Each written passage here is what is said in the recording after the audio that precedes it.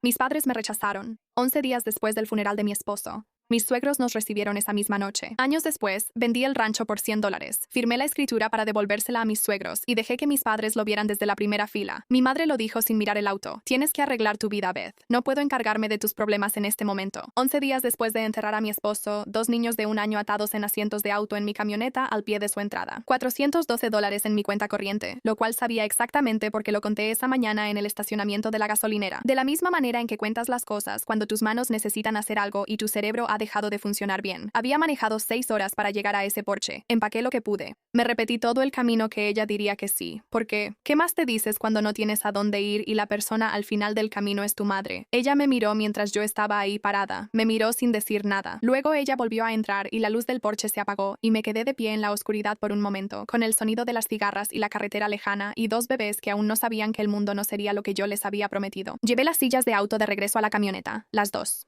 Una por una, como lo haces cuando no hay nadie que te ayude. Luego me senté en el asiento del conductor y no lloré, lo cual me sorprende cuando lo pienso ahora. Creo que ya estaba demasiado lejos del lugar donde llorar es una respuesta. Estaba funcionando con algo más básico que la emoción, puro impulso hacia adelante. La necesidad animal de encontrar un lugar seguro antes de que oscurezca. Manejé hasta una gasolinera BP a 4 millas por la carretera y llamé a Ruth Calloway, mi suegra, no para pedirle nada. Quiero ser precisa sobre eso. La llamé porque me había quedado sin otras opciones y necesitaba escuchar una voz que no me hiciera sentir como un problema que hay que manejar. No tenía un plan, no tenía un guión. Cuando contestó en la segunda llamada, dije su nombre y luego no pude decir nada más por un momento. Ella dijo, Beth, ¿dónde estás? Se lo dije. Ella dijo, no te muevas. 41 minutos después, la camioneta de Walt Calloway entró al estacionamiento de BP y se estacionó junto a la mía, y él bajó con sus botas de trabajo y su chaqueta Carhartt sin decir una sola palabra de introducción. Caminó hacia mi puerta trasera y empezó a transferir los asientos de los niños con la competencia tranquila de un hombre que nunca ha hecho nada a medias en su vida. Ruth se acercó a mi ventana. Ella había traído una colcha de estrella azul, la que había estado en la cama de la infancia de Daniel, que había lavado y doblado y guardado en el baúl de cedro por razones sobre las que nunca le pregunté. Ella envolvió a mi hija Claire en ella ahí mismo, bajo las luces fluorescentes de una gasolinera BP a las 9 de la noche, y envolvió a mi hijo James en su propio abrigo y puso una cacerola caliente en mis manos. Había traído una cacerola. Ella estaba cocinando cuando la llamé. Simplemente la tomó y la trajo y dijo 7 palabras. Pon 2 platos más. Ahora son nuestros. Sin condiciones, sin sermones sobre cómo los adultos deben lidiar con su propia situación, sin insinuar que esto era temporal, que después habría una conversación sobre plazos y arreglos. 7 palabras. Seguí sus luces traseras 40 millas al este hasta Cedar Hollow, Texas, y no miré hacia atrás a la carretera. Eso fue hace 8 años. Lo que pasó entre esa noche y la mañana de la que te voy a hablar es la verdadera historia. Más larga, más silenciosa y más difícil que cualquier momento en ella. Pero primero necesitas saber sobre el porche. Tienes que recordar esa luz del porche apagándose porque todo lo que viene después se construye sobre eso. Mi nombre es Beth Calloway. Conservo el apellido de Daniel, que es el que pertenece a esta tierra. Crecí en las afueras de Amarillo, en una familia que funcionaba en todos los aspectos visibles y era vacía en las formas que te toma décadas nombrar. Mi papá, Gary, administraba una empresa regional de distribución de ferretería. Mi mamá, Diane, manejaba la casa y la imagen social de la familia con la energía enfocada de alguien que entendía que las apariencias eran una forma de moneda. Mi hermano Travis, 2 años menor, sonrisa fácil, ese tipo de encanto que parece calidez hasta que lo conoces lo suficiente para entender que es una herramienta, era el que recibía el beneficio de toda duda. Yo era la responsable, lo que en familias como la mía significa ser la que recibe menos ayuda porque ya demostraste que no la necesitas. Conocí a Daniel Calloway a los 23 años en una subasta de ganado en Lubbock, lo cual es o la frase más tejana jamás escrita o la más romántica, dependiendo de tu perspectiva. Él era alto y callado y sabía más sobre el manejo del pasto y la composición del suelo que cualquier persona que yo hubiera conocido. Nos casamos 11 meses después. Walt y Ruth nos regalaron 80 acres en Cedar Hollow como regalo de bodas. Tierra virgen con un estanque para el ganado, un pozo funcionando y un granero que necesitaba que le cambiaran el techo. Daniel y yo pasamos 5 años construyendo una operación de cría de caballos cuarto de milla en esa tierra. Trabajábamos juntos como lo hacen las personas cuando están construyendo algo que importa, con total compromiso y sin llevar la cuenta. Para cuando llegaron los gemelos, teníamos 30 caballos, una reputación que abarcaba 3 estados y un plan de negocios para la próxima década que redactamos en una libreta amarilla. Discutimos de manera productiva y revisamos 2 veces. Y luego Daniel tuvo un dolor de cabeza un martes por la mañana en abril que resultó ser un aneurisma cerebral, y él ya no estaba para la tarde del jueves. Y todo lo que habíamos planeado en esa libreta amarilla se convirtió en algo que tendría que construir sin él. Tenía 29 años, con 2 bebés de 12 meses y un negocio ecuestre que no podía funcionar sin alguien que la dirigiera. Pensé en llamar a mi mamá. Lo pensé durante 4 días. Luego empacé la camioneta y conduje hasta su porche. Ya sabes cómo terminó eso. El primer año en Cedar Hollow, quiero ser honesta, casi me rompió en todos los sentidos que no son financieros. Walton y Ruth nos dieron el cuarto en la parte trasera de su casa de campo, el que tenía la ventana que daba al pastizal sur y al viejo roble que tenía un columpio de cuerda que, al parecer, Daniel había usado hasta los 14 años. Acostaba a los gemelos por la noche y me sentaba en esa ventana, y tenía la experiencia específica del duelo en espacios reducidos, que es que nunca escapas de él porque siempre estás rodeada por la persona que perdiste. Los rostros de sus padres, las manos de su madre, la forma de caminar de su padre. Daniel estaba en todas partes en esa casa, y yo tanto necesitaba eso como no siempre podía soportarlo. Pero Ruth aparecía en la mañana con café antes de que yo lo pidiera, y Walt se encargaba de la hora de comer cuando yo no había dormido nada, y ninguno de los dos me hizo sentir nunca como una carga o una invitada. Yo era familia, los gemelos eran familia. Eso no era una clasificación temporal sujeta a revisión. Lo vas a reconstruir, me dijo Walt una vez, parado junto a la cerca mirando a los caballos. Lo dijo como decía todo, no como ánimo, sino como un hecho. Daniel construyó la mitad. Tú construiste la otra mitad. ¿Sabes lo que haces? Yo sí sabía lo que hacía. Me tomó como 6 meses recordarlo. Contraté a mi primer empleado en el mes 7, Marcos Torres, de 24 años, criado en un rancho a las afueras de Midland. El tipo de trabajador que llega 15 minutos antes por carácter, no por estrategia. Él sigue conmigo ahora y dirige el programa de cría con un nivel de experiencia que ha superado el mío en las áreas específicas que le dejé manejar. Contraté a mi segundo empleado en el mes 10, al tercero en el mes 14. Saqué un pequeño préstamo para negocios, $47,000 del First National Bank de Cedar Hollow, aprobado por una oficial de préstamos llamada Carol Bridger, quien llevaba 19 años otorgando créditos agrícolas, y quien revisó mi plan de operación con la atención enfocada de alguien que sabía lo que estaba viendo, y lo usé para ampliar la lista de cementales y construir una segunda arena de entrenamiento. A los 3 años, la operación ya era rentable. A los 5 años, era significativamente rentable. A los 7 años, había construido algo por lo que la gente viajaba desde 4 estados para ser parte de ello, y lo había hecho en las 80 acres que Walt y Ruth nos regalaron el día de nuestra boda. Y lo logré trabajando de una manera que solo puedo describir como la forma en que trabajas cuando lo haces para alguien que no está ahí para verlo. Lo hice por Daniel. Cada año, cada potrillo, cada registro de entrenamiento que se registraba en los libros. Todo eso. Travis llamó en el tercer año. Su franquicia de fitness, con 3 sucursales en todo el área metropolitana de Dallas-Fort Worth, basada en el concepto de atletismo funcional y una estética de marca que dependía mucho de Instagram, estaba perdiendo dinero a un ritmo que sorprendía incluso a él, lo cual debería decirte algo sobre su relación con la planificación financiera. Necesitaba un préstamo puente. Tenía $90,000, dijo. 12 meses, dijo. Condiciones fáciles, tarifa familiar. Se rió con esa risa fácil mientras lo decía. Travis siempre ha tenido una risa que da a entender que la situación ya está resuelta y que todos pueden relajarse. Dejé que el silencio se mantuviera un largo momento después de la risa. Luego dije, Travis, yo ayudo a las personas que se presentaron. La risa se detuvo. ¿Qué significa eso? Significa que ayudo a las personas que se presentaron. ¿Sabes a lo que me refiero? Beth. Su voz cambió al tono suave y razonable que usa cuando quiere replantear algo. Ese fue un momento difícil para todos. Mamá y papá estaban, recuerdo cómo estaban. Lo recuerdo específicamente. No puedes juzgar a toda la familia por un mal momento. No fue solo un momento. Tenía niños de 1 año en la camioneta. Tenía $400 y ella apagó la luz del porche. Estás siendo dramática. Estoy siendo precisa. Hay una diferencia. Él me dijo que la familia se supone que debe perdonar. Yo le dije que el perdón y un préstamo son 2 cosas diferentes. No tuvo respuesta para eso porque es verdad y es lo suficientemente inteligente para saberlo. Colgué y regresé al granero. El granero siempre ha tenido más sentido para mí que esas conversaciones. El correo electrónico llegó por accidente. Travis, al reenviar algo a mi madre, puso mi dirección en el campo de destinatario en vez de la de ella. Sucedió a un costo que él no anticipó. El reenvío venía con una larga cadena de mensajes debajo. 6 años de conversaciones que nadie pensó en recortar antes de reenviarlas. Fui desplazándome por ellas como lo haces cuando buscas contexto, sin esperar nada en particular. Entonces encontré mi nombre. Mi madre lo había escrito en la primavera después de que Daniel murió. Unas semanas después, según las marcas de tiempo del correo, de que yo apareciera en su porche y me fuera manejando en la oscuridad. Recibirla sería como tirar buen dinero tras el malo. Ella tomó sus decisiones. La respuesta de mi padre estuvo de acuerdo. Él añadió algo sobre proteger la posición de Travis en el negocio, sobre no crear obligaciones que no pudieran sostener. Luego, el siguiente mensaje de mi madre, el que imprimí. Mantenemos la cordialidad. No quemamos el puente por completo. Si el rancho alguna vez llega a valer algo, vamos a querer que la puerta siga entreabierta. Lo leí 3 veces en mi mesa de la cocina en Cedar Hollow, con la luz de la mañana entrando por la ventana sobre el fregadero y los gemelos, que ahora tienen 9 años, comiendo cereal a 6 metros de distancia. No me habían olvidado por dolor, miedo o por sentirse abrumados. No habían tomado una decisión difícil en un mal momento y se habían arrepentido desde entonces. Habían hecho una evaluación calculada. Me habían archivado como archivas una acción que no está rindiendo bien. Manténla. No la vendas por completo. Revisa si las condiciones mejoran. Un activo devaluado, guardado por si alguna vez aumenta su valor. Pausa rápida. Si quieres más historias como esta y de mejor calidad, mi Spotify está enlazado en la descripción. Me quedé pensando en eso mucho tiempo. Luego lo imprimí. No para un abogado, no como evidencia. Solo para tener un objeto físico que contara la verdadera historia. Para que nunca más, en un momento de debilidad o en una festividad o en una llamada telefónica que empezara de manera cálida, confundiera lo que ellos hacían con amor. Doblé el papel, lo puse en el cajón de mi buró y regresé a la cocina. ¿Quién quiere más cereal? Dije.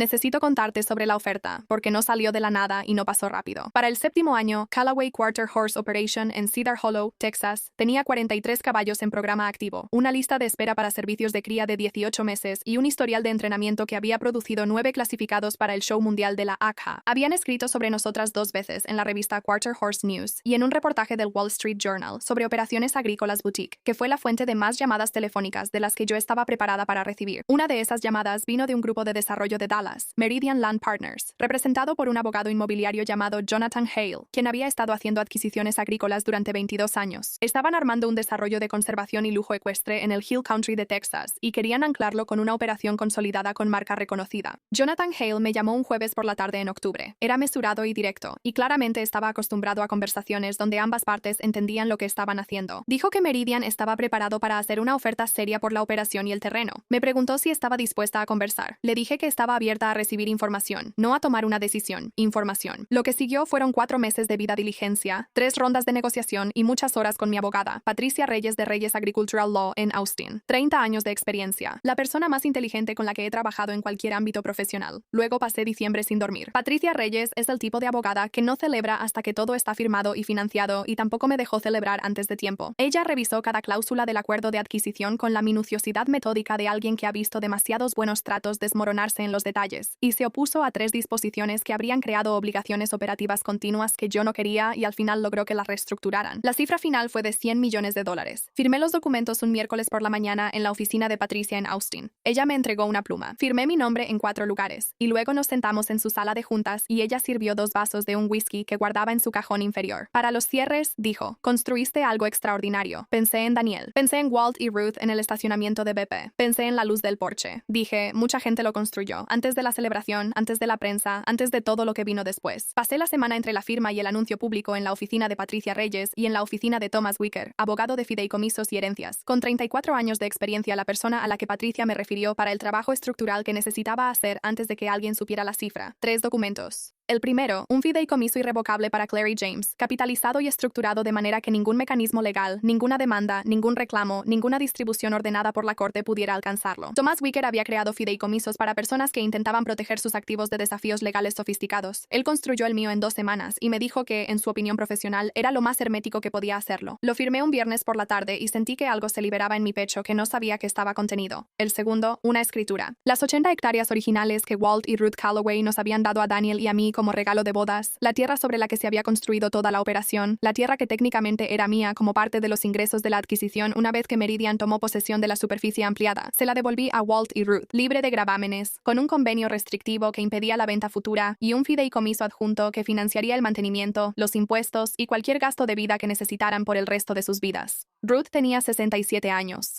Walt tenía 71. Habían pasado 8 años tratando a mis hijos como sus nietos y a mí como su nuera en todo el sentido de la palabra, sin que Daniel estuviera ahí para exigirlo. La tierra les pertenecía. Siempre fue así. Thomas Wicker me guió durante la firma con su característica eficiencia tranquila y luego dijo, después de que dejé la pluma, en 34 años nunca he tenido un cliente que devuelva tierras. Ellos me la dieron primero, respondí. La tercera, la Fundación de Becas Conmemorativas Daniel Callaway. Financiada por 25 años, administrada a través de una fundación de Texas con una gobernanza establecida, estructurada para otorgar becas anuales para estudios universitarios y educación vocacional. Yo misma redacté los criterios de preferencia en un lenguaje sencillo, sin plantilla. Se dará preferencia a los solicitantes que estén criando hijos sin pareja. Patricia Reyes, Thomas Wicker y Marcos Torres, quien lloró en mi cocina cuando se lo conté y luego se disculpó por llorar, lo cual es totalmente propio de él, fueron las únicas personas que sabían algo antes de la celebración. Firmé cada documento antes de que llamaran a la prensa. No quedaría nada por negociar cuando llegara la familia. 300 personas vinieron al rancho un sábado de abril. Gente de la industria, gente de caballos, gente de Cedar Hollow que había visto cómo la operación crecía de un solo establo y una charca para ganado a algo que se vendió por $100 millones.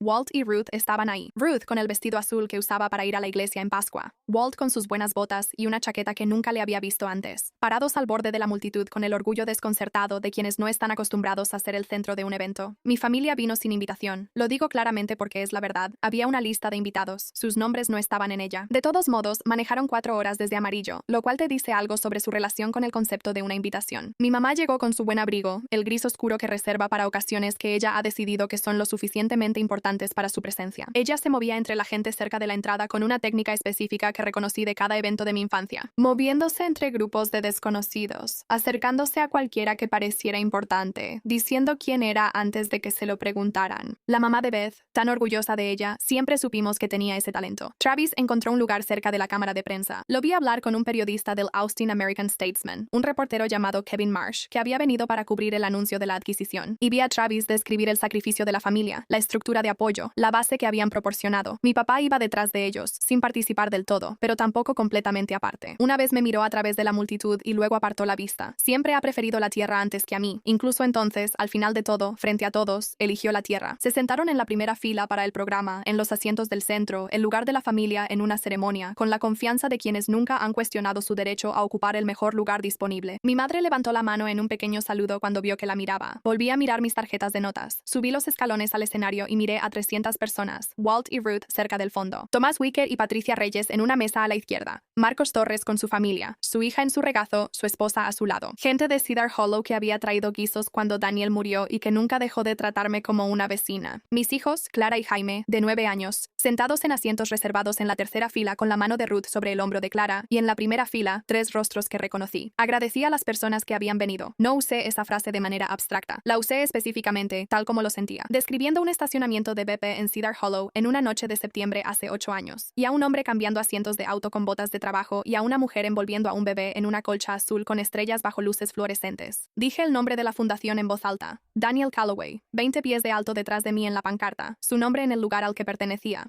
Luego le pedí a Walt y a Ruth que se pusieran de pie. Ruth se levantó primero. Walt puso su mano en la parte baja de su espalda como siempre lo hace, ese gesto silencioso e instintivo que había observado durante 8 años y entendía como una forma propia del lenguaje. Se pusieron de pie juntos en medio de 300 personas que ahora estaban completamente en silencio. Le conté a la multitud sobre la escritura. Les dije que los 80 acres originales de la tierra de Calloway, las hectáreas que habían sido la base de todo, habían sido transferidas de vuelta a Walt y Ruth Calloway, libres de gravamen, a perpetuidad, con todo lo que necesitarían para el resto de sus vidas, porque hace 8 años le dieron un hogar a un desconocido sin que se lo pidieran y sin condiciones. Ruth hizo un sonido que nunca antes le había escuchado hacer. Se llevó la mano a la boca. Walt se quedó completamente quieto por un momento, con la mandíbula apretada y los ojos brillantes. Y luego asintió lentamente, de la manera en que lo hace cuando algo está bien y no hay nada más que decir al respecto. La multitud se levantó. Los 300, tan simultáneamente como la gente realmente puede hacerlo, levantándose bajo la luz del sol de abril en la tierra que estaba regresando a las personas a quienes siempre les había pertenecido. Miré a la primera fila, 3 rostros, aún sentados. La sonrisa de mi madre se quedó fija en su rostro como si estuviera pintada ahí, presente en la forma y vacía de significado. Travis, pálido alrededor de la boca, haciendo los cálculos en tiempo real, entendiendo que aquello que había maniobrado para obtener ya había sido entregado antes de que él cruzara la puerta. Mi padre mirando al suelo, el mismo suelo que siempre había elegido. No levanté la voz. Familia, dije, en un micrófono frente a 300 personas, no es quien comparte tu sangre, es quien estuvo presente. Lo dije lo suficientemente bajo, como para que la multitud se inclinara para escucharlo. El silencio después de eso fue lo más fuerte que había pasado en todo el día. La voz de mi madre vino desde la primera fila, aguda y pública, despojada de la calidez cuidadosa que había estado mostrando para la multitud. ¿Cómo te atreves a humillar a tu familia frente a toda esta gente? 300 personas lo escucharon. La miré. Había pensado más de una vez, en los años entre el porche y este momento, sobre lo que sentiría cuando llegara, si sería triunfo, dolor o algo más complicado. Si querría que ella entendiera o solo que fuera testigo, si necesitaría algo de ella en absoluto. De pie en ese escenario bajo el sol de abril, con Walt y Ruth de pie, la multitud de pie, el nombre de Daniel en la pancarta detrás de mí y mis hijos en la tercera fila, descubrí que no sentía lo que había esperado. Sentí claridad. La misma claridad que sentí al alejarme del porche en la oscuridad con 2 asientos de auto en la camioneta. La claridad de alguien que ha perdido la esperanza de un resultado en particular y que, al otro lado de esa pérdida, descubre que sigue de pie y sigue adelante. La luz del porche, mamá, dije en voz baja al micrófono, ante 300 personas que se la llevarían del valle cuando se fueran. Tú la apagaste. Yo no. Ella abrió la boca, la cerró. La mujer tranquila estaba en el escenario. La ruidosa estaba en la primera fila. Por primera vez en mi vida, el porche era mío. 6 meses después, el fideicomiso está sellado y financiado. Claire y James están están en quinto grado y aún no tienen idea de lo que todo esto significa, lo cual es exactamente como debe ser. Ruth ha vuelto a pintar el porche en el 412 Sycamore no su casa, la granja Calloway en Cedar Hollow, que ahora es de ellos en todos los sentidos en que un documento puede hacer que algo sea tuyo. Walt puso una nueva cerca a lo largo del pastizal sur, algo que había querido hacer durante 11 años. Marcus Torres dirige el programa de cría bajo la nueva estructura de propiedad. Él obtuvo una participación accionaria en el acuerdo de transición, algo que no sabía que venía y de lo cual me negué a hablarle hasta que se firmó, porque no quería que se sintiera obligado por algo que ya se había ganado. Mi madre ha enviado 3 correos electrónicos desde la celebración. Están cuidadosamente redactados. El tipo de correo que alguien escribe cuando sabe que está creando un registro y quiere estar del lado correcto. La palabra multitud aparece en los 3. Travis llamó una vez. Dejé que se fuera al buzón de voz. Dijo que había estado pensando mucho. Dijo que esperaba que pudiéramos llegar a un punto en el que pudiéramos hablar. No dijo nada sobre el porche. No he devuelto la llamada. No estoy usando el silencio como castigo. Sinceramente no sé qué conversación está disponible para nosotros, y he decidido que no saberlo es una razón aceptable para esperar, tal vez indefinidamente. Mi padre no se ha puesto en contacto conmigo. A veces pienso en él, parado en la primera fila de esa ceremonia, mirando al suelo, el mismo suelo que miró en vez de mirarme a mí durante 37 años, y me doy cuenta de que ya no me queda nada que sentir al respecto. Ni enojo, ni tristeza, algo que ya se ha metabolizado más allá del punto de tener un nombre. Cada mañana me despierto en Cedar Hollow y tomo café en mi porche, y veo cómo la luz aparece sobre el pastizal sur, y pienso en las 7 palabras que Ruth me dijo en el estacionamiento de una gasolinera. Pon 2 platos más. Ahora son nuestros. Sin condiciones, sin cálculos, sin un archivo marcado como activo, retener, reevaluar si el valor aumenta, solo una colcha de estrellas azules, un refractario caliente y una mujer que decía lo que sentía. Esa es toda la historia, en realidad. Todo lo demás es solo la larga prueba de ello.